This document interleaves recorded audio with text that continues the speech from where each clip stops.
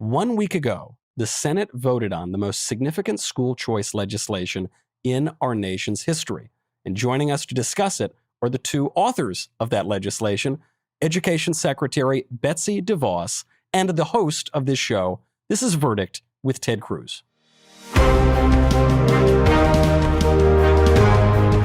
I think I should point out, I was not one of the authors of that legislation. That would be the actual host of the show, Senator Ted Cruz. And Madam Secretary, thank you so much for being here. It's a pleasure. Well, it is great to have Betsy join us. You know, Betsy and I have been friends now, I think, 2 decades? At least, yes. And I got to say, Betsy is extraordinary. She was a nationally renowned business leader, and she's been an education leader for a long, long time. She has been fighting for school choice in the trenches, fighting to make a difference for kids in the inner cities, kids that are struggling, to give them a chance. Mm-hmm.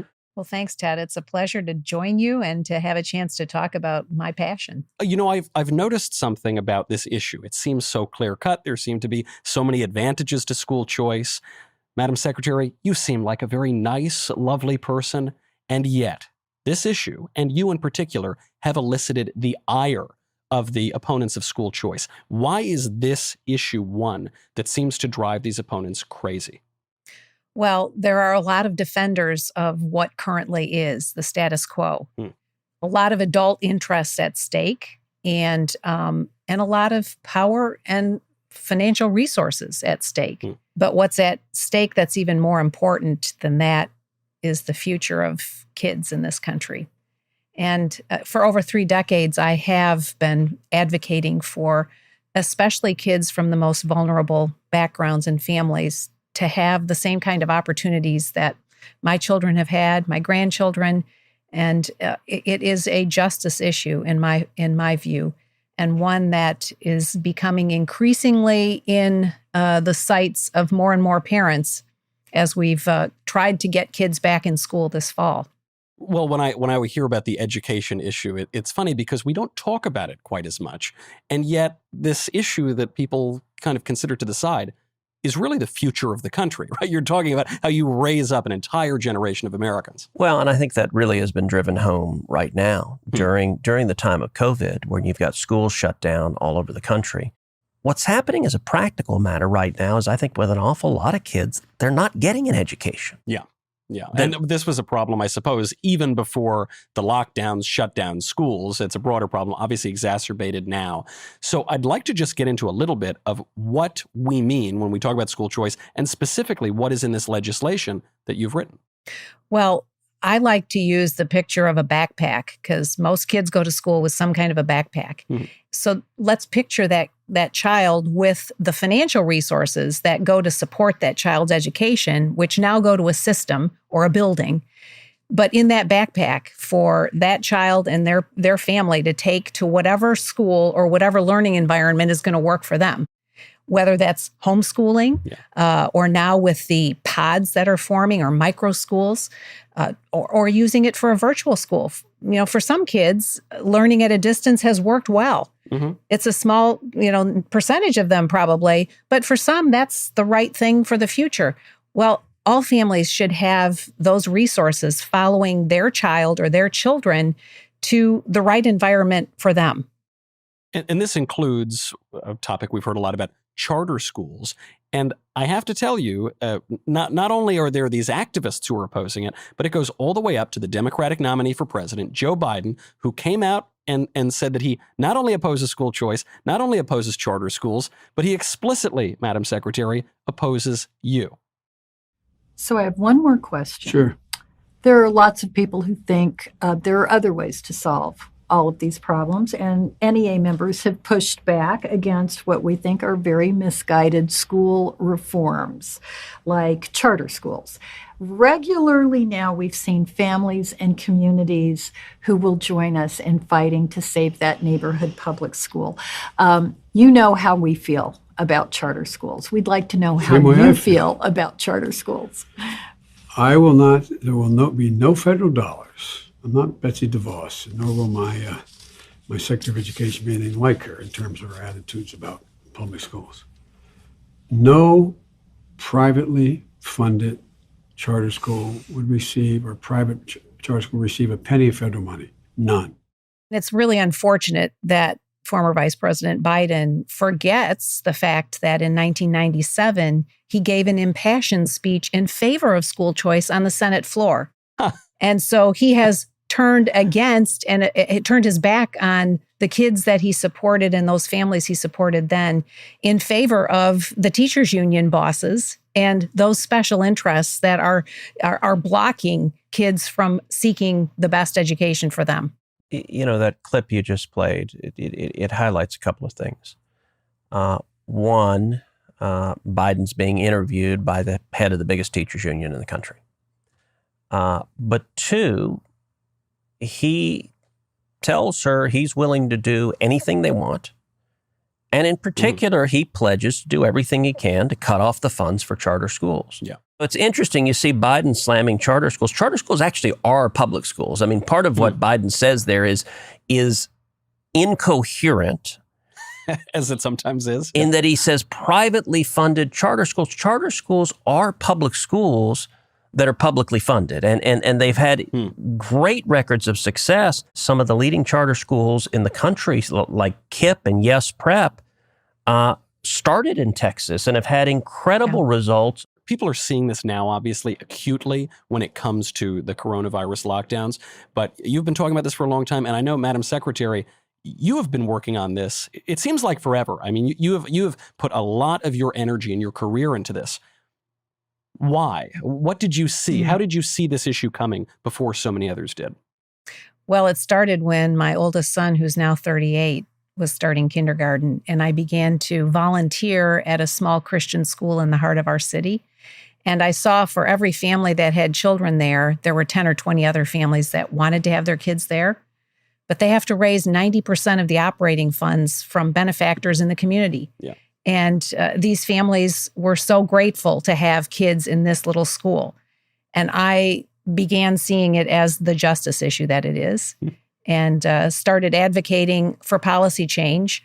Thought that through persuasion or logic that we could help change people's minds, but soon recognized that the policy change has to go with political pressure.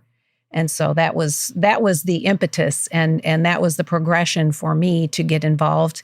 And that involvement has taken shape in many states around the country that today have school choice programs for families, and now to have this opportunity at the federal level to advance this notion. And now at a time that we were just starting to talk about, the fact that right now there are many parents who are in places that they chose to have their children, but the schools are not responding. Yeah. They're not answering what the family's needs are today. And so I think the receptivity to school choice and the notion of school choice is increasing dramatically on a daily basis almost. So I've worked very closely on school choice legislation with Betsy, and we'll talk about what the Senate just voted on. But I've done numerous events with her at the Department of Education, at the White House. And some of the most powerful things that she's done is that she brings in actual students. She brings in often high school kids that are typically African-American or Hispanic. They're invariably low income. And they just tell their stories. They tell their stories about really being in rough, challenging environments and what it meant for them when they got a scholarship, when they went to a charter school, when they were given a lifeline where otherwise they were going to drown. And I have to say, like, Betsy and I both participated in a roundtable at the White House with the president on this and a number of these students. And the press wouldn't cover the students. Give me a 15-year-old black kid who is desperately saying, please give me an education. Yeah. Thank you, Secretary DeVos, for fighting for my education. And the 6 o'clock news will not air it. I mean, it is like the oxygen sucked out of the room. They don't want you to hear these stories. You're absolutely right, Ted. All you need to do is listen to the stories of a couple of these kids who've had the opportunity. I think about Denisha Merriweather, whom I've known now for quite a few years. She grew up in the Jacksonville, Florida area. She failed third grade twice and was on the verge of getting kicked out of school. And her godmother said, we got to do something different here. So she found a Florida school choice scholarship, got her into a different school. And Denisha will tell you today, within 10 days of being in that school, she said her life was on an entirely different trajectory. She graduated high school, the first in her family to graduate high school. She went on, graduated college, and now has earned a master's degree. And it is now actually promoting this opportunity for kids everywhere. But you think about the life change that happened because she had that opportunity through that scholarship. In the third grade, too. In the third grade. It's not in college. In or the something. third grade. So early. Yeah. And she just, she's one of hundreds of thousands of kids who've had, scholarships funded by private benefactors in places where they don't have school choice. But I think about, you talked about the charter schools and the demand for charters. There are over 1 million families on wait lists for charter schools around the country. And yet we have the teachers union combating even charter schools, publicly funded public schools, simply because they're organized differently. As you say, Senator, we talk about this term social justice. We throw it around. You do wonder about regular old justice, the old term of giving people what they deserve and treating people fairly. And this is at the heart of this issue. And Madam Secretary, I would like to turn from school choice and lower education up to higher education, because I know you have focused on a justice issue there as well. And that's the issue of Title IX. And for those, it's a little bit of a complex issue, but it seems to me from the outside that there are campus tribunals that have been trying students for crimes outside of the criminal justice system with no respect, basically, for due process. And very few people had taken it up until you took over your job. Well, I remember when Title IX went into, the law went into effect. And of course, it was originally to ensure that young women had equal access to sporting opportunities. And so when I came into this job and realized very quickly what a serious overreach the Obama administration had made into this issue,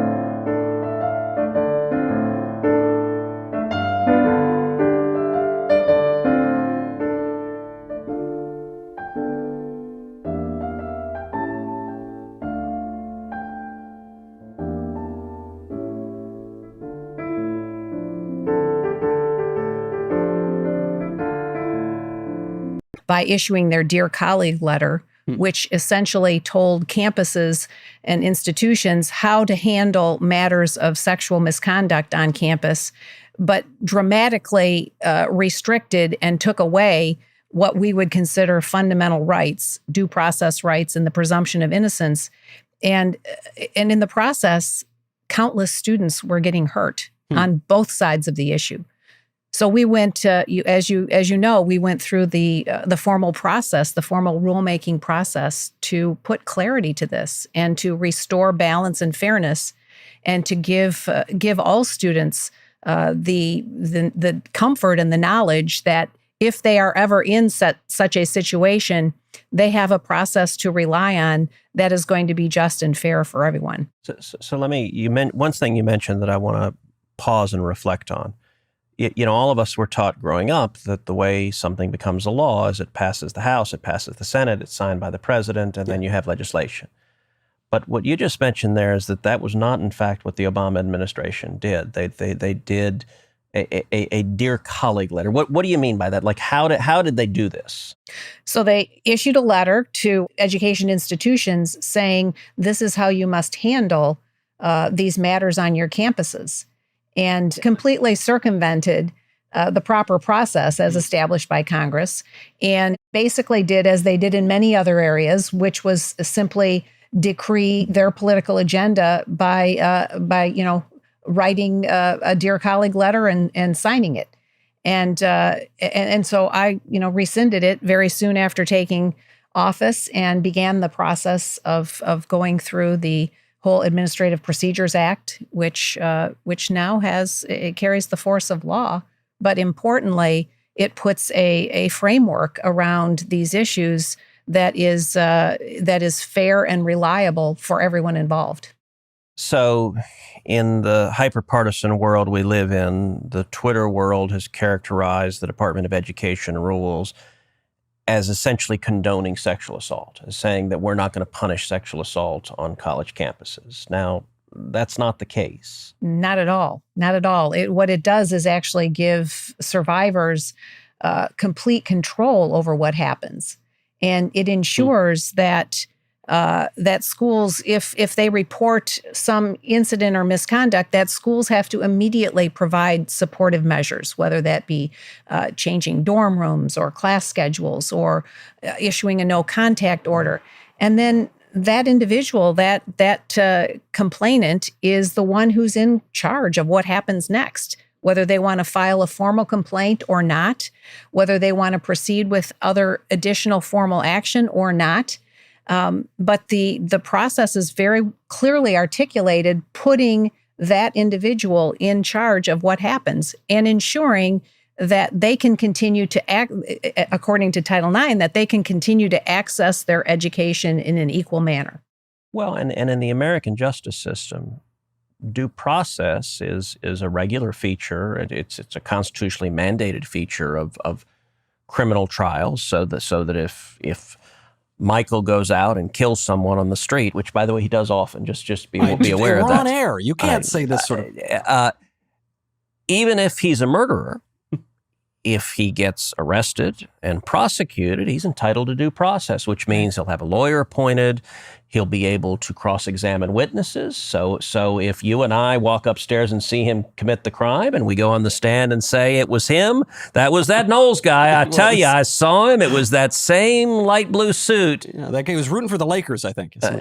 But he has the right to cross-examine the witnesses. He has the right to see the evidence against him and to contest the charges.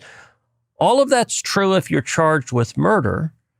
But yet, because of the Obama administration, for a 18, 19-year-old kid facing an allegation on campus, in a lot of instances, they weren't given the basic due process any other American would be given. Yeah, and hundreds of cases that were ultimately overturned in the courts because they didn't handle it appropriately and they didn't afford due process to the individual. Because I see the question you're raising, Senator, which is, this issue has been so demagogued, but I think it just comes back to that point you raised, which I think we should keep coming back to. It's a matter of justice.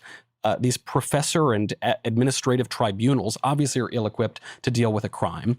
The survivors and the accusers are entitled to their legal protections, which are now being thrown out the window. And of course, the accused are entitled to due process in our system, that being thrown out of the window too. And by the way, Michael, you want to talk about rampant hypocrisy.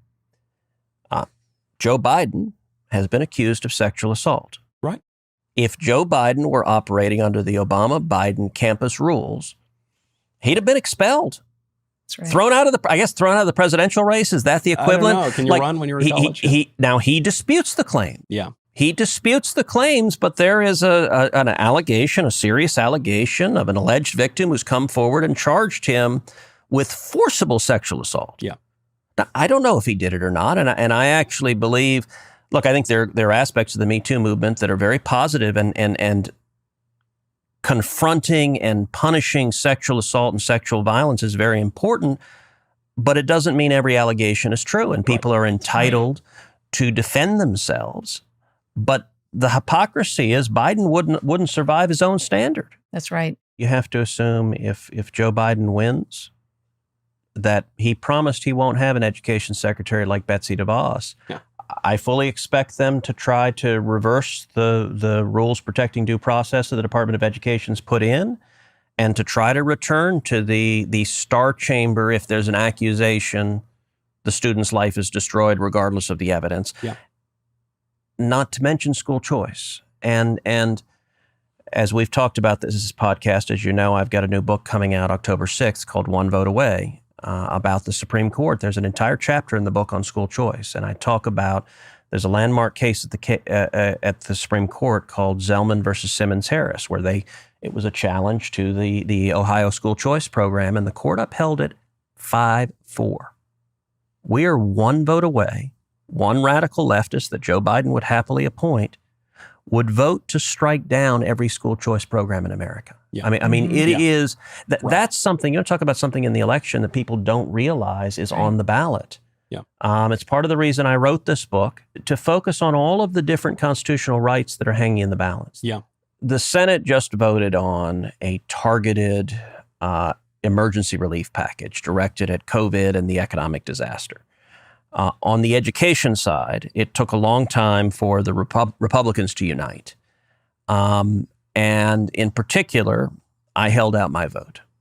And I said, I'm not going to support it unless you include school choice provisions. And the school choice provisions that I authored and introduced with Betsy at the Department of Education. And what the provision is, it is $5 billion a year in federal tax credits for individuals or companies that make contributions to scholarship granting organizations. And it's dollar for dollar tax credit, so that if you write a check to a scholarship granting organization in your home state, you get a credit on your taxes. What that means is that's $5 billion of new funds that go to scholarships for K through 12 education that the states implements, the states design, so they can vary depending on the needs in each state. But you look at all the kids right now who are trapped at home, whose schools aren't meeting, they aren't teaching, they aren't learning. That's an immediate infusion of $5 billion a year of scholarship for those kids to get. And by the way, it also includes kids with disabilities that need special treatment, special therapies. A lot of kids with disabilities are getting completely left behind right now. It was the most far-reaching school choice provision ever voted on. Much of the Senate Republican conference fought me. Betsy and I were talking repeatedly on the phone over and over again throughout this. Senator Mike Lee joined me. And so Mike and I both, we told the conference that it's real simple. If you include the school choice provisions, we'll vote yes. If you don't include them, we'll vote no.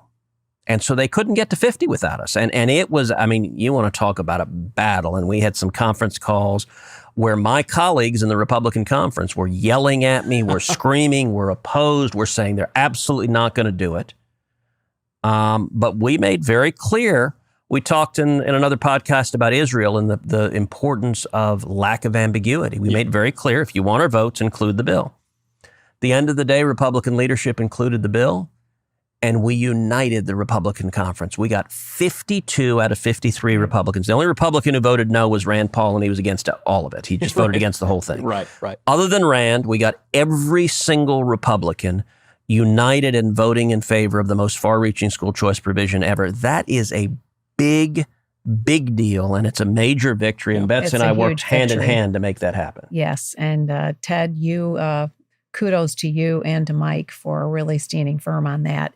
And I think actually, if you were to query most of your colleagues, they would say they realize more today why that is important.